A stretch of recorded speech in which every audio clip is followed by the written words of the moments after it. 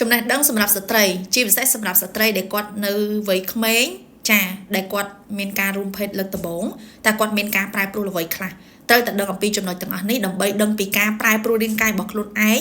ក្រោយពេលដែលខ្លួនឯងឆ្លងកាត់មួយការរួមភេទហើយតើវាអាចមានការប្រែប្រួលអ្វីខ្លះកុំឲ្យខ្លួនឯងចេះតែបារម្ភចេះតែគិតច្រើនហើយធ្វើខ្លួនឯងកាន់តែស្មុគស្មាញចាអញ្ចឹងរាងកាយរបស់ស្ត្រីនឹងមានការប្រែប្រួលក្រោយពេលដែលស្ត្រីរួមភេទនៅជាមួយនឹងដៃគូហើយជាពិសេសសម្រាប់បងអូនដែលគាត់រួមភេទជាមួយដៃគូលើកដំបូងវាអាចមានការប្រែប្រួលទៅលើចំណុចទាំងអស់នេះចា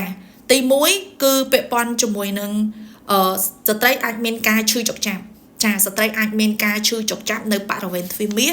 ចាឬក៏មាត់ស្បូនរបស់ស្ត្រីដែលការឈឺចុកចាប់នេះដោយសារអាចមានការដាច់រលាត់ឬក៏អាចពាក់ព័ន្ធជាមួយនឹងការរួមភេទលើកដំបូងអញ្ចឹងវាមានការឈឺចុកចាប់ឬក៏កាហាយមានការដាច់រលាត់អីផ្សេង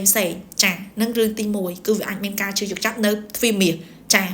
រឿងទី2ជួនកាលវាអាចមានការធ្លាក់ឈាមនៅក្នុងអំឡុងពេលដែលយើងរួមភេទជាមួយដៃគូឬក៏ក្រោយពេលរួមភេទហើយដែលការធ្លាក់ឈាមលក្ខណៈប្រាតិចទេចាដែលវាមិនមែនជាការធ្លាក់ឈាមរដូវឬក៏ធ្លាក់ឈាមដោយសារការលាកស្បូនខាងក្នុងអីទេគឺជាការធ្លាក់ឈាមដោយសារការដាច់រលាត់ឬក៏ការប៉ះទង្គិចអីដែលខ្លាំងឬក៏មានការដាច់រលាត់ផ្សេងអាចមានការធ្លាក់ឈាមនៅក្នុងអំឡុងពេលរួមភេទឬក៏ក្រោយពេលរួមភេទហើយចា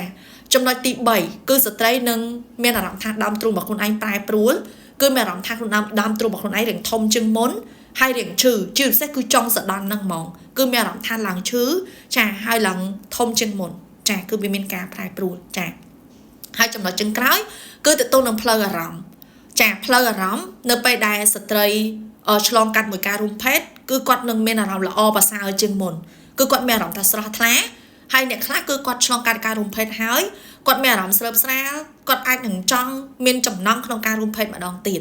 តែចំពោះស្ត្រីទោះបីជាមានចំណង់ក្នុងការរួមភេទយ៉ាងណាក៏ដោយក៏គាត់ឆាប់បាត់ទៅវិញដែរគាត់អត់ដូចបរោះទេអត់ដូចបរោះដែលគាត់ងុំបានគាត់ងុំយូរហើយដែលជាហេតុធ្វើឲ្យគាត់ទៅរកសេវាកម្មខាងក្រៅឬក៏គាត់អាចសម្រេចកម្មដោយខ្លួនឯងតែចំពោះស្ត្រីគឺអត់ទេទោះបីជាស្ត្រីគាត់រួមភេទហើយគាត់ឆ្លងកាត់ការរួមភេទហើយក៏អារម្មណ៍ល្អហើយក៏មានចំណង់ក្នុងការរួមភេទទៀតក៏ដោយតែអារម្មណ៍របស់គាត់ក៏ឆាប់បាត់ទៅវិញដែរចាក៏ឆាប់បាត់ទៅវិញដែរអញ្ចឹងការប្រែប្រួលទាំងរូបរាងកាយទាំងផ្លូវអារម្មណ៍ចាសម្រាប់ស្ត្រីដែលគាត់រួមភេទហើយបើសិនជាបងប្អូនមានសំណួរអីបន្ថែមអាច comment នៅក្រោមការវីដេអូនេះបានណាអាចធ្វើការ comment ក្រោមវីដេអូនេះបានឬក៏ស្ត្រីដែលគាត់រៀបការហើយចាអត់ទាន់មានកូនឬក៏ស្ត្រីដែលគាត់កំពុងតែមានបញ្ហារោគស្ត្រីគាត់ចង់បានការពិគ្រោះយោបល់បន្ថែមឬក៏ចង់យល់ដឹងពីបញ្ហាសុខភាពរបស់ស្ត្រី